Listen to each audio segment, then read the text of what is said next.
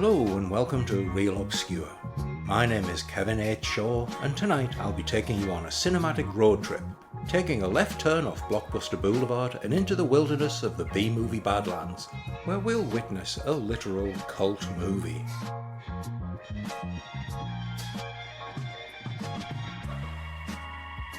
From 1975, it's the Satanic Shocker, Race with the Devil.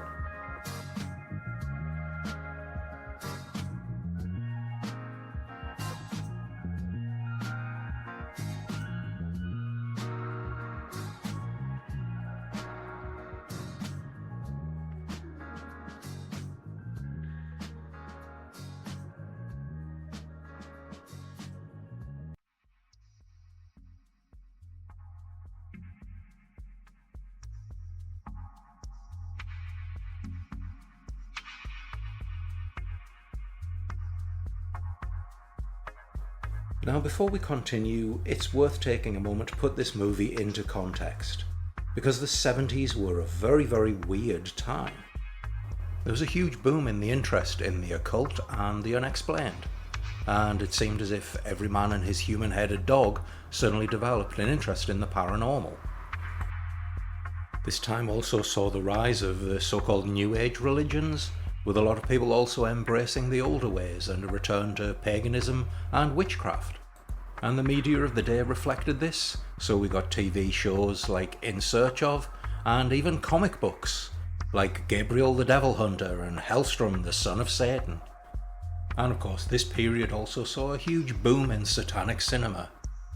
Now it could be argued that this did kick off with Rosemary's Baby back in 1968, but I think the real turning point was the release of The Exorcist, which did huge numbers, was terrifying and was making daily news on the TV, which was unheard of at the time.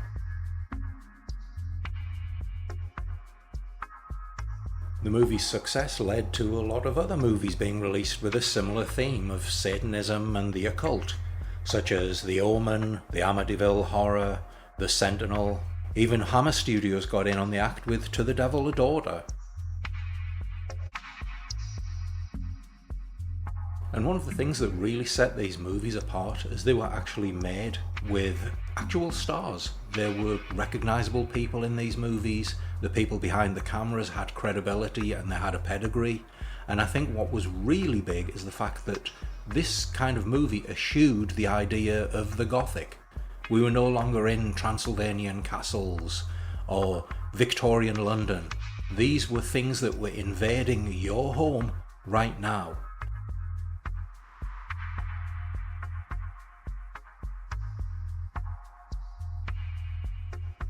And tonight's movie, Race with the Devil, as the title may suggest, is cut from that same chthonic cloth.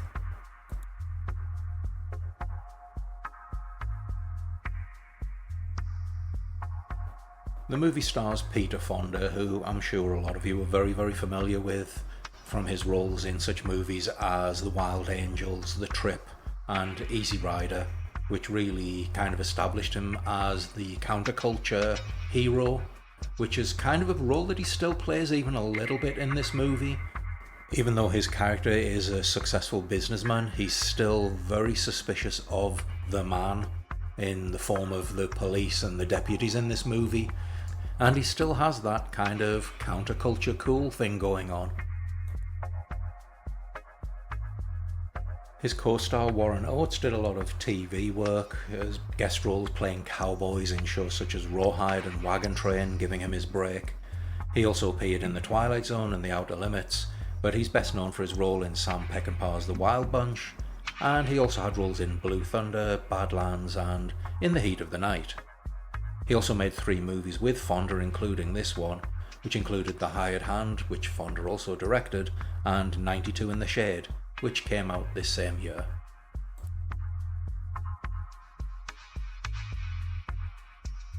The Anchor Bay release of this movie actually has an interview with Fonda, and he said one of the reasons he took this job was so he could just hang out with his friend Oates, as he called him, and he said that basically he thought it would be fun, the two of them just going on vacation together.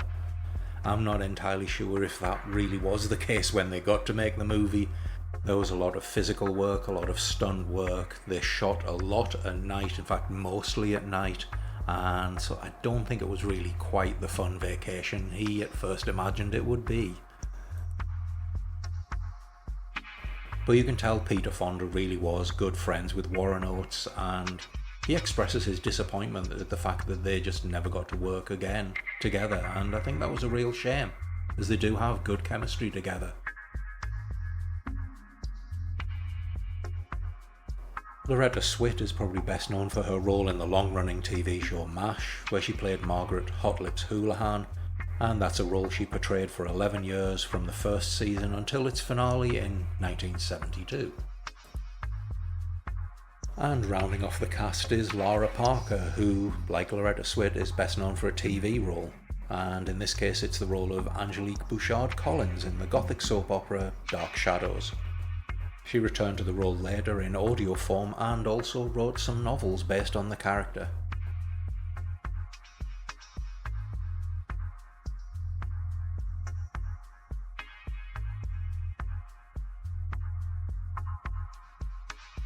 The movie was written by Wes Bishop, who also produced, and Lee Frost, with the movie being directed by Jack Starrett, who took over from Frost when the studio became unhappy with his process. Apparently he was allowing a lot of improvisation on the sets, and producers who were kind of all about delivering on time and under budget don't really like that sort of thing.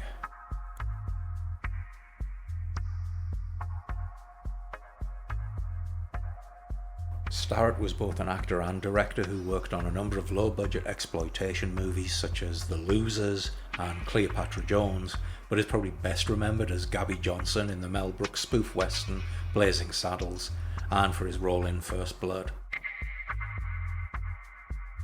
He also pulls a Hitchcock here and has a little cameo as one of the gas station attendants.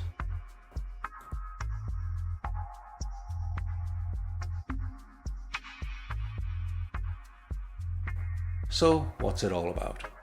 Well, Roger and Frank, played by Fonda and Oates respectively, are the owners of a very successful motorcycle dealership, and they decide that they are going to take an RV trip with their wives Alice and Kelly, played by Swit and Parker respectively, to Aspen to get in some skiing.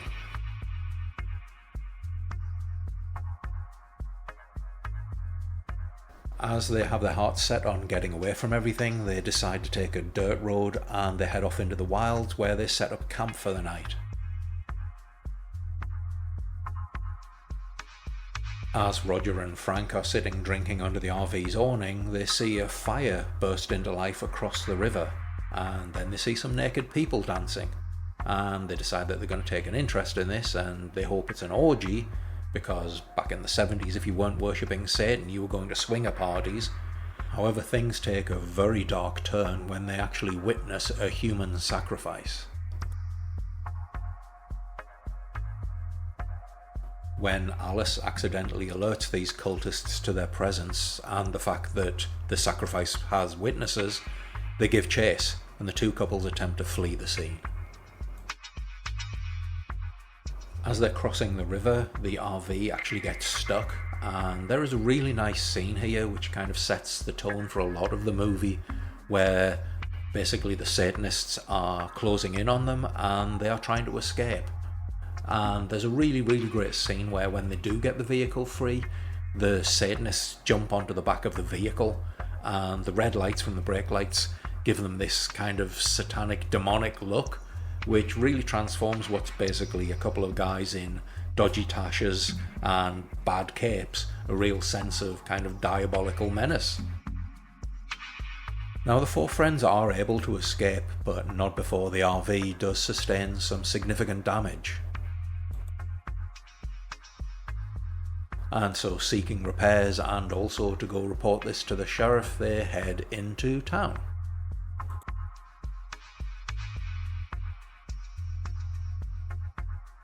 Now the sheriff, who's played by R.G. Armstrong, who you will recognise from tons of things. He's, that guy.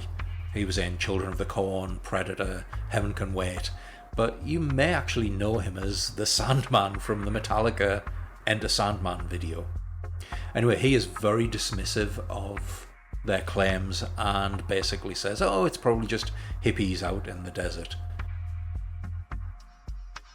But as Frank and Roger continue to press him on this, they do eventually agree that, yeah, okay, they'll go back out to the campsite and have a look around just to see if there is any evidence of any actual wrongdoing there. When they arrive at the campsite, they do actually find some blood, but the sheriff again is very dismissive and says, oh, it was probably just hippies killing a dog. Like, that's nothing to worry about, you know? And now while the men are off doing man things, the women have been left to clean up the RV because 1970s, but they actually discover a parchment stuck in the back window which is covered in mysterious markings, and so they decide to hit the local library to see if they can find out anything about it. After the sheriff drops them off, Roger and Frank discuss the fact that the deputy actually took them to the site without directions. Roger also reveals that he took a sample of blood for himself because he doesn't trust the man, and he thinks that they can use this to prove that they did actually witness a murder. At this point, everybody regroups and discusses what's going on. Now, Kelly and Alice have actually discovered a book in the local library regarding Satanism and devil worship that includes a description of the ceremony which is very similar to the one that they witnessed. They realise that perhaps more is going on here than they first thought, and that it's simply not safe for them to be parking out in the middle of nowhere, and so they book in to an RV park for the night. Now, Kelly seems to be particularly aware of people watching them, and it's almost as if she has some kind of sixth sense, which is kind of an interesting thing because the parchment that they find is covered in runes, and she actually identifies them as runes. Now, I'm just wondering if this is actually intended to be a little nod to her Dark Shadows character, who was actually a witch. She also appeared in an episode of Kolchak the Night Stalker, dealing with witchcraft, so maybe it's just a coincidence, or maybe she just cornered the market on playing witches. But after a night at the camp's bar where they seem to forget a lot of their troubles, they return to their RV and discover that their dog has been killed, which is really quite horrible. I don't like when dogs die in movies. When none of the fellow campers there seem moved by their plight or can offer any kind of information on what happened, it becomes clear that maybe Kelly wasn't just being paranoid and something is going on here.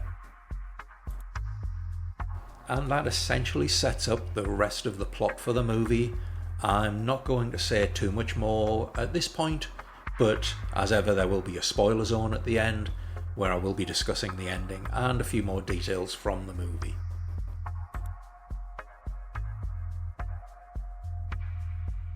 The rest of the movie plays out basically as a hybrid road movie action thriller, with the two couples racing to escape the cultists, who actually seem to have members everywhere.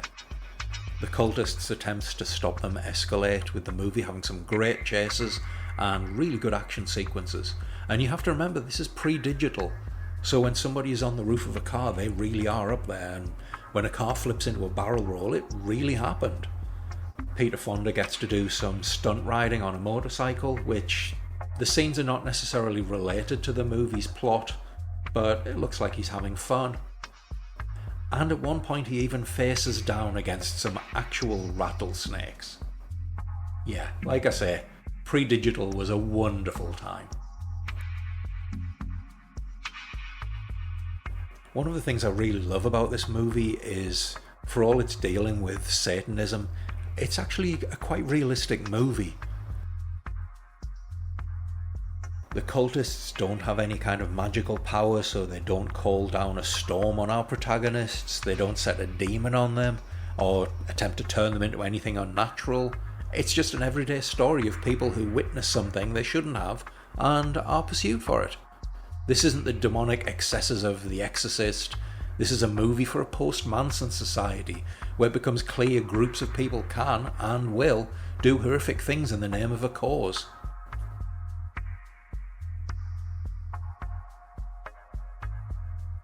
Now, as somebody who loves fantastic cinema and is a sucker for a demon or a monster or anything in between, I kind of should hate this movie, but actually I don't, because I think it makes it a better and more engaging movie because of the realism.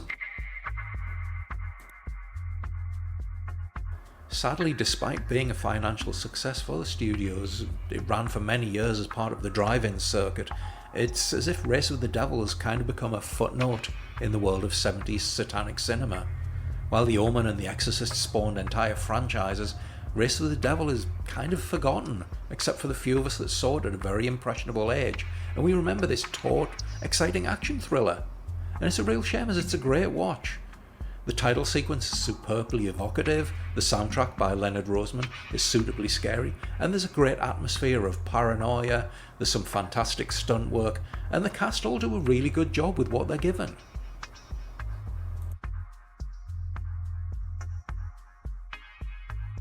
But it's just one of those movies that really didn't get a lot of TV airplay.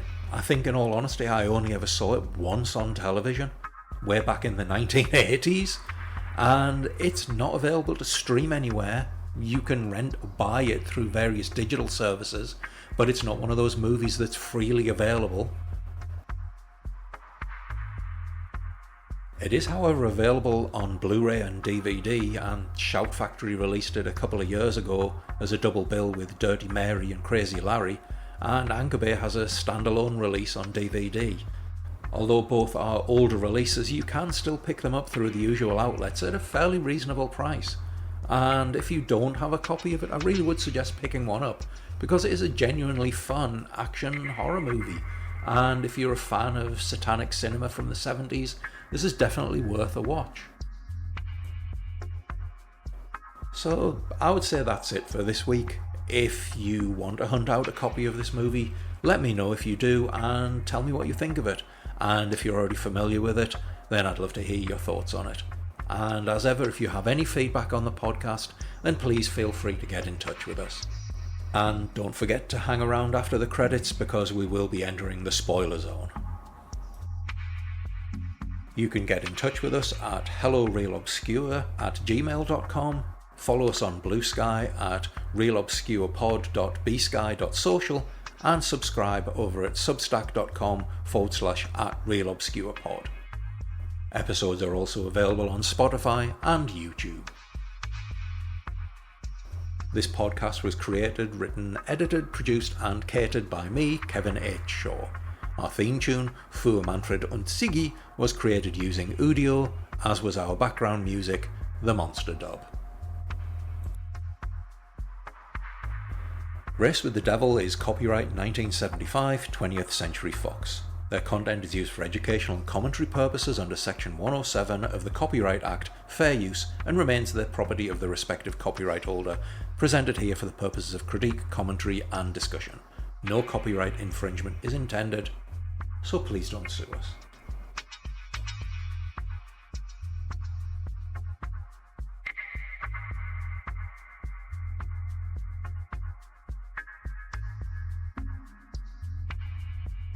Okay, so let's enter the spoiler zone. And so after numerous chases and evading the Satanists, the foursome manage to escape. Their RV is severely damaged, and as nighttime is closing in, they decide that they're going to stop just on the outskirts of Amarillo, repair the vehicle in the morning, and then go to the police and present their evidence. However, as they're celebrating with drinks, they are shocked when they hear a noise outside. We hear the satanic chant, and in a fantastic reveal, we see virtually every character that the two couples have had any interactions with are now wearing satanic robes and encircling the RV. As the chants rise, a wall of flame erupts around their vehicle, we get a freeze frame, and go into end credits.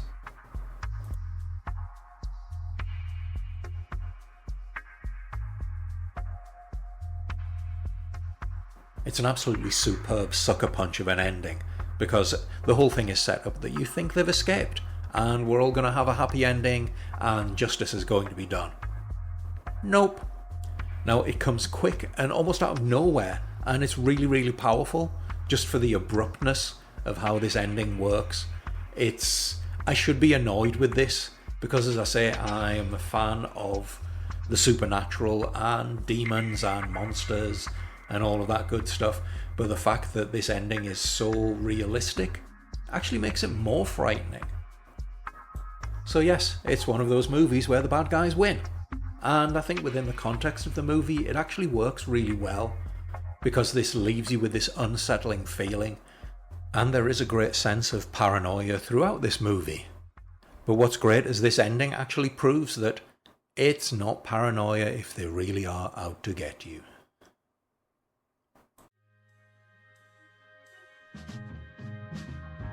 And on that note, thank you very much for listening, and I will see you on the next episode of Real Obscure.